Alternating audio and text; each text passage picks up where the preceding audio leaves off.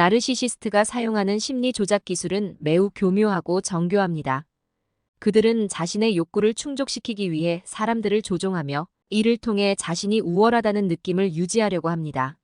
오늘은 나르시시스트가 사용하는 7가지 대표적인 심리 조작 비밀에 대해 이야기해 보겠습니다. 이 기술들은 모두 매우 치밀하게 설계되어 있으며 처음에는 눈치채기 어렵지만 시간이 지날수록 그들의 본질이 드러나기 시작합니다. 나르시시스트는 이러한 심리적 조작을 통해 상대방을 통제하고 그들이 원하는 방식으로 상대방을 변화시키려고 합니다. 이 비밀들을 이해함으로써 우리는 나르시시스트의 영향력에서 벗어나는데 도움이 될 수 있습니다. 첫 번째 심리 조작 기술은 바로 애정 폭탄입니다. 나르시시스트는 처음에 상대방에게 엄청난 양의 애정과 관심을 쏟아부으며 그들이 특별한 사람인 것처럼 느끼게 만듭니다. 이러한 애정 폭탄은 상대방이 자신을 사랑하고 의존하게 만드는 중요한 전략입니다. 나르시시스트는 상대방에게 끊임없이 칭찬하고 그들의 모든 요구를 들어주며 마치 그들이 완벽한 관계에 있는 것처럼 느끼게 합니다. 이 단계에서 상대방은 나르시시스트에게 빠져들게 되고 그들의 통제를 벗어나기 어렵게 됩니다. 사례 연구를 보면 한 여성은 나르시시스트 남자친구로부터 초기에 받은 애정 폭탄 때문에 그와의 관계를 긍정적으로 보았습니다. 그는 그녀에게 끊임없이 사랑을 표현했고 그녀가 마치 인생의 중심인 것처럼 행동했습니다. 그러나 시간이 지남에 따라 그는 점점 더 비판적이고 통제적인 행동을 보이기 시작했으며 그녀는 그의 애정이 가짜였다는 것을 깨닫게 되었습니다. 이러한 애정 폭탄은 나르시시스트가 상대방을 조종하기 위해 사용하는 첫 번째 단계에 불과합니다. 두 번째로 나르시시스트가 사용하는 심리 조작 기술은 가스라이팅입니다. 가스라이팅은 상대방의 현실 인식을 왜곡시키고 그들이 자신의 기억이나 판단을 신뢰하지 못하게 만드는 전략입니다. 나르시시스트는 자신의 잘못을 부정하거나 상대방의 기억을 왜곡하여 그들을 혼란스럽게 만듭니다. 예를 들어, 나르시시스트는 상대방이 자신에게 문제를 제기하면 내가 너무 민감한 거야. 또는 내가 그런 말을 한 적이 없어라고 주장하면서 상대방의 감정을 무시합니다. 이로 인해 상대방은 자신의 감각과 판단을 의심하게 되고 점차 나르시시스트의 통제 아래에 놓이게 됩니다. 연구에 따르면 가스라이팅은 장기적으로 피해자의 정신 건강에 심각한 영향을 미칠 수 있습니다. 우울증, 불안, PTSD와 같은 정신적 문제는 가스라이팅의 결과로 나타날 수 있습니다. 피해자는 자신이 잘못된 것이라는 생각에 사로잡히게 되고 나르시시스트의 영향력에서 벗어나기 어려워집니다. 이러한 상황은 피해자가 나르시시스트의 통제를 더욱 받게 만들며 그들의 자아를 완전히 파괴할 수 있습니다. 세 번째 심리 조작 기술은 고립입니다. 나르시시스트는 상대방을 사회적으로 고립시키려고 합니다. 그들은 상대방이 가족, 친구 또는 지지할 만한 사람들과의 관계를 끊도록 유도하며 자신에게만 의존하게 만듭니다. 이 고립 전략은 상대방이 나르시시스트의 통제에서 벗어나지 못하도록 만드는 중요한 요소입니다. 나르시시스트는 상대방에게 그들은 너를 이해하지 못해 또는 나만이 너를 진정으로 사랑해와 같은 말을 하며 그들이 다른 사람들과의 관계를 포기하도록 만듭니다.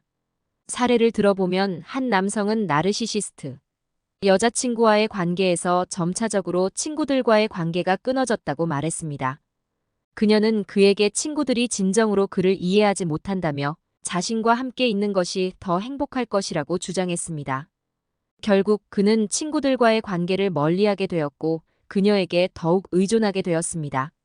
이러한 고립은 나르시시스트가 상대방을 완전히 통제할 수 있게 만드는 강력한 전략입니다.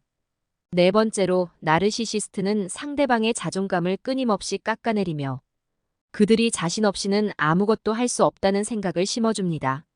나르시시스트는 상대방의 모든 행동과 결정을 비판하고 그들이 충분하지 않다고 느끼게 만듭니다. 이러한 비판은 상대방이 자신을 의심하게 만들고 나르시시스트에게 더욱 의존하게 만드는 결과를 낳습니다. 나르시시스트는 자신이 상대방보다 우월하다는 느낌을 유지하기 위해 상대방의 자존감을 낮추는 행동을 반복적으로 합니다. 연구에 따르면 이러한 심리적 학대는 피해자의 자존감을 심각하게 손상시킬 수 있으며 그들이 나르시시스트와의 관계에서 벗어나기 어려운 중요한 요인이 됩니다. 피해자는 나르시시스트의 비판을 받아들이게 되고 자신이 그들 없이는 무가치하다고 믿게 됩니다.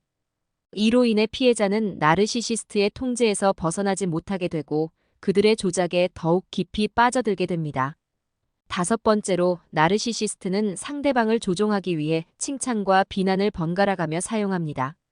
나르시시스트는 상대방이 자신의 통제에 머물도록 하기 위해 때로는 칭찬하고 때로는 비난하는 방식을 사용합니다. 그들은 상대방이 자신에게 더 많은 노력을 기울이도록 만들기 위해 칭찬과 비난을 교묘하게 조절합니다. 이 과정에서 상대방은 나르시시스트의 칭찬을 받기 위해 더 많은 노력을 하게 되고 그들의 통제에서 벗어나지 못하게 됩니다. 사례를 들어보면 한 여성은 나르시시스트 남자친구로부터 끊임없이 칭찬과 비난을 번갈아 받았습니다. 그는 때로는 그녀를 사랑스럽게 칭찬했지만 다른 때에는 그녀의 외모나 행동을 비판했습니다. 이로 인해 그녀는 그의 칭찬을 받기 위해 더 많은 노력을 기울였고 그의 비난에 더욱 민감하게 반응하게 되었습니다. 이러한 행동은 나르시시스트가 상대방을 조종하는 강력한 도구입니다.